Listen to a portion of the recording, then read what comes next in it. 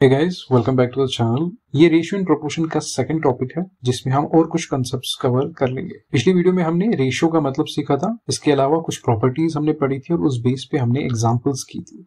Examples पे हमने last में सीखा था कि अगर ए रेशियो बी दिया है, बी रेशियो सी दिया है तो A ratio B ratio C कैसे निकालना। आज हम प्रोपोर्शन पढ़ेंगे और उस बेस पे कॉन्सेप्ट सीखेंगे। बाकी जो और कॉन्सेप्ट्स आएंगे धीरे धीरे करके उनको भी हम सीखेंगे। सबसे पहला कॉन्सेप्ट है इस पर्टिकुलर वीडियो में, वो है प्रोपोर्शन। प्रोपोर्शन का मतलब होता है जब दो रेशियोज इक्वल हो जाते हैं उनको बोलते हैं proportion. And equality of two ratios is called proportion. अगर एक रेशियो है ए रेशियो बी, हमने पहले भी सीखा था कि रेशियो को हम डिवाइड की फॉर्म में भी लिख सकते हैं, equals to C ratio D, तब हम कह सकते हैं A B C and D are in proportion. और हम लिखते कैसे हैं, हमें पता है ये जो डिवीजन बार है इसकी जगह हम कॉलन लिखते हैं और पढ़ते हैं इसको रेशियो, लेकिन इक्वल टू के साइन की जगह डबल कॉलन डालते हैं और उसको पढ़ते हैं प्रोपोर्शन। या आप ऐसे पढ़ सकते हो a is to b as c is to d, ऐसे इसको पढ़ा जाता है। यहाँ पे ए एंड डी को हम एक्सट्रीम्स कहते हैं। ए वो एक्सट्रीम वैल्यूज है, स्टार्टिंग में जो एंड वैल्यू उनको एक्सट्रीम वैल्यूज कहते हैं, और मिडल में जो है बी एंड सी उनको कहते हैं मीन्स या मिडल टर्म्स। एक बेसिक कॉन्सेप्ट था कि प्रोपोर्शन होता क्या है और कुछ टर्म्स के बारे में। अब हम इसके प्रॉपर्टीज पढ़ेंगे और उस बेस पे फिर हम क्वेश्चंस करेंगे। पहली प्रॉपर्टी है, if four numbers are in proportion then the product of extremes equals to product of means। और वो चार नंबर प्रोपोर्शन में है तो हम कह सकते हैं कि उनके जो एक्सट्रीम्स मतलब ए और डी का जो प्रोडक्ट होगा वो बी एंड सी के प्रोडक्ट के बराबर होता है। नेक्स्ट प्रॉपर्टी पढ़ लेते हैं कि अगर तीन नंबर्स या तीन क्वांटिटीज इक्वल रेशियो में है, A ratio B equals to B ratio C, तब हम कह सकते हैं A B C continued proportion में है, या सिंपली हम कह सकते हैं ये प्रोपोर्शन है। कभी कभार ऐसे भी पूछा जाता है कि कंटिन्यूड प्रोपोर्शन नीचे लिखा होगा ऑप्शन में, तो आप उस टाइम पे सिंपली प्रोपोर्शन का मतलब और कंटिन्यूड प्रोपोर्शन का मतलब भी सेम हो। इसी बेस पे नेक्स्ट प्रॉपर्टी है कि अगर A ratio B equals to B ratio C है तो हम इसको ऐसे भी लिख सकते हैं B square equals to A C, तब हम बी को मीन प्रोपोर्शनल कहेंगे बिटवीन ए एंड सी। हम खुद से देख सकते हो यहाँ पे बी एंड सी दो वैल्यूज है बीच में ए एंड सी के, इसलिए हम इसको कहते हैं ये है mean proportional between A and c. तो इसी तरह सी को हम कहते हैं थर्ड प्रोपोर्शन। इसी तरह अगर तीन चार चीजें हो उसको हम फोर्थ प्रोपोर्शनल, फिफ्थ प्रोपोर्शनल, इसी तरह चीजें बढ़ती है और इसी तरह इनको प्रोपोर्शन में कहते हैं। एग्जाम्पल के तौर पर अगर 3 रेशियो 9 इक्वल्स टू 9 रेशियो 27, तो हम ये 9 नीचे आएगा, ये मल्टीपल में चला जाएगा, तो 9 इंटू 9 3 इंटू 27 के बराबर आता है, क्योंकि 27 इंटू 3 81, 9 आंसर 81। तो हम कह सकते हैं ये चीज कंटिन्यूड प्रोपोर्शन में है, ये सिंपली इन प्रोपोर्शन। अब हम कुछ फैक्ट सीख लेते हैं इसी प्रोपोर्शन के बारे में। पहला है इन्वर्टेंडो। अगर a divide by B equals to C divide by D, तब हम इसको जब इन्वर्ट करेंगे, इन्वर्स करेंगे इसका, तो लिखेंगे b divide by a equals to d divide by c। इसी को बोलते हैं इन्वर्टेंडो। ऑल्टरनेंडो का मतलब होता है कि अगर हम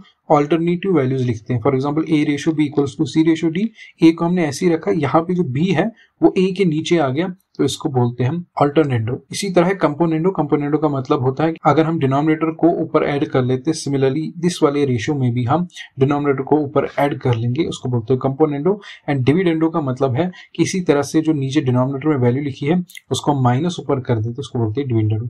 एंड कंपोनेंडो एंड डिविडेंडो को जब हम इक्वल टू का साइन बीच में लगा देते हैं उसको हम साथ में पढ़ते हैं कंपोनेंडो एंड डिविडेंडो। इनका यूज बहुत कम जगह होता है क्योंकि क्वेश्चंस में जब हमें आपस में चीजें करनी होती है तो इन सारी प्रॉपर्टीज का हम यूज कर सकते हैं, या आपको इन बेसिस पे डायरेक्ट क्वेश्चन आ सकता है कि A ratio B equals to C ratio D और आगे ऐसे लिखा होगा, बताओ इसका इन्वर्टेंडो क्या है या कंपोनेंडो क्या है। आपको इस तरह से इनको याद रखना है। अब हमने अभी तक जो सीखा उस पे हम कुछ एग्जांपल्स लेते हैं ताकि आपको बेटर अंडरस्टैंडिंग हो। The ratio of length to width of rectangular sheet of a paper is 5:3 and if the width of the sheet is 18 centimeter, find its length। एक रेक्टेंगुलर शीट है, उसकी लेंथ और breadth एक तरह से width दी है और उनका रेशियो दिया है 5:3। तो हमने लिखा length divide by width equals to 5 divide by 3 और 5:3। अब हमने लेंथ निकालनी है तो लेंथ को हमने x सेंटीमीटर लेट किया, सो x डिवाइड बाय विड्थ दी है 18 सेंटीमीटर डिवाइड बाय 18, रेशियो भी दिया है 5 डिवाइड बाय 3। इस लीनियर इक्वेशन को हम सॉल्व करेंगे, ये यहाँ पे 18 यहाँ मल्टीपल में चला जाएगा, तो 3 6 are 18 एंड 6 5 are 30। तो आपका जो लेंथ आता है यहाँ पे रेक्टेंगुलर शीट का वो आती है 30 सेंटीमीटर। बहुत इजी क्वेश्चंस आते हैं रेशियो एंड प्रोपोर्शन पे।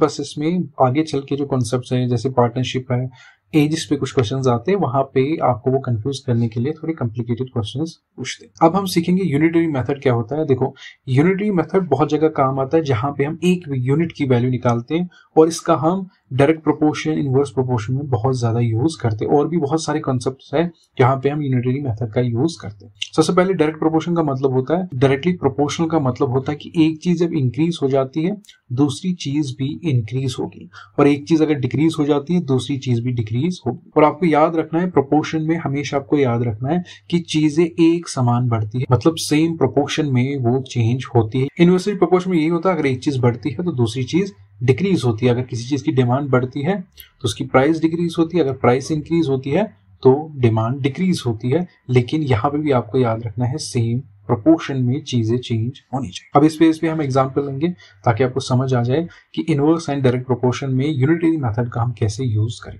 एग्जांपल क्या है, If 6 notebooks cost ₹45, how much would 8 notebooks cost? कि अगर 6 नोटबुक्स की कॉस्ट 45 है, आप बताओ कि 8 नोटबुक्स की कॉस्ट कितनी होगी। देखो, अगर हमें एक नोटबुक की कीमत पता चलेगी तो हम उसको 8 से मल्टीपल करेंगे और हमें 8 नोटबुक्स की कीमत पता चलेगी। यही है यूनिटरी मेथड कि अगर 6 नोटबुक्स 45 रुपीज में है तो एक नोटबुक इसके बराबर होगी 45 डिवाइड बाई 6। यूनिटरी मेथड निकालने का तरीका मैंने ऑलरेडी आपको सिखाया था कि जब हमें एक यूनिट की वैल्यू निकालनी होती है, यहाँ पे 6 की जगह मुझे 1 चाहिए तो मैं सेम नंबर से दोनों तरफ डिवाइड करूंगा। तो डिवाइड करने पे 6 divide by 6 equals to 45 divide by 6, तो इस तरफ बचेगा 1 notebook equals to 45 divide by 6, मतलब एक नोटबुक की कीमत 45 डिवाइड बाई 6 रुपीज। अब हमें 8 की निकालनी है तो इसी क्वांटिटी को हम 8 से मल्टीपल कर देंगे। तो जब 8 से मल्टीपल कर देंगे तो 6 नोटबुक्स की कीमत आती है 60 रुपीज। आई होप ये आपको समझ आ गया हो। एक और क्वेश्चन लेते हैं, इस बार हम इनवर्स प्रोपोर्शन का क्वेश्चन लेंगे। If 45 students can consume a stock of food in 2 months, कि कोई स्टॉक ऑफ फूड है, कितना है हमें पता नहीं है, लेकिन कुछ स्टॉक है फूड का, 45 स्टूडेंट्स उसको 2 महीने में खत्म कर देते। Find for how many days, कि कितने दिनों के लिए वो same stock of food 27 students के लिए चलेगा। फूड सेम है, स्टूडेंट्स कम हो गए तो जाहिर सी बात, स्टूडेंट्स अगर कम हो गए तो स्टॉक ज्यादा देर चलेगा। तो इनवर्सली प्रोपोर्शन है, ज्यादा स्टूडेंट्स कम दिन लगेंगे उसको खत्म होने में, और कम स्टूडेंट्स है ज्यादा दिन या ज्यादा देर वो चलेगा। इसका मतलब 45 इक्वल्स टू 2 मंथ्स, मतलब 60 डेज के बराबर। एक यूनिट निकालने के लिए हम सेम चीज से डिवाइड करते थे, लेकिन यहाँ पे आपको एक यूनिट निकालने के लिए वो क्वांटिटी जो आप डिवाइड करते हो आपको उस तरफ वो मल्टीपल करनी है। तो 60 इंटू 45 यहाँ पे एक यूनिट की वैल्यू निकलेगी। वहां पे जब हमें 8 नोटबुक्स की कीमत निकालनी थी, हमने 8 मल्टीपल किया था। यहाँ पे हम क्या करेंगे, यहाँ पे 27 स्टूडेंट्स का निकालना, तो ये 27 हम क्या करेंगे, यहाँ पे डिवाइड करेंगे तो हमारे पास आता है 100 डेज। इसका मतलब वो same stock of food 27 students के लिए 100 दिन तक चलेगा। आई होप आपको वीडियो पसंद आ गया होगा। अगर आपको कोई कंफ्यूजन रहता है तो इसी वीडियो के नीचे आपको मेंशन करना है, मैं उस पर्टिकुलर डाउट को कोशिश करूंगा कि मैं वो कवर कर लूं किसी ऑप्शनल वीडियो में, या कोई एक्स्ट्रा वीडियो लेके आएंगे। क्यों, हम आपकी हेल्प कर रहे हैं, जितनी हमसे हेल्प हो सकती है हम करेंगे। यहाँ पे कोई हार्ड रूल नहीं है कि अगर आपने कमेंट नहीं किया है तो हम डाउट्स क्लियर नहीं करेंगे। सो मिलते हैं अगली वीडियो में। अगर आपको वीडियो पसंद आया होगा, वीडियो को लाइक कर देना और चैनल को सब्सक्राइब जरूर कर देना, क्योंकि इसमें मैं आपको कंटेंट चलाता रहता हूँ, एमसीक्यू सेशन भी लेके आता हूँ। और हमने बेसिक अर्थमेटिक प्रोपोर्शन का, ये रेशियो प्रोपोर्शन के बाद हमें एक ही चैप्टर बचता है, तो बेसिक अर्थमेटिक का आपका पोर्शन कंप्लीट हो जाएगा। सो मिलते हैं अगली वीडियो में एक नए टॉपिक के साथ।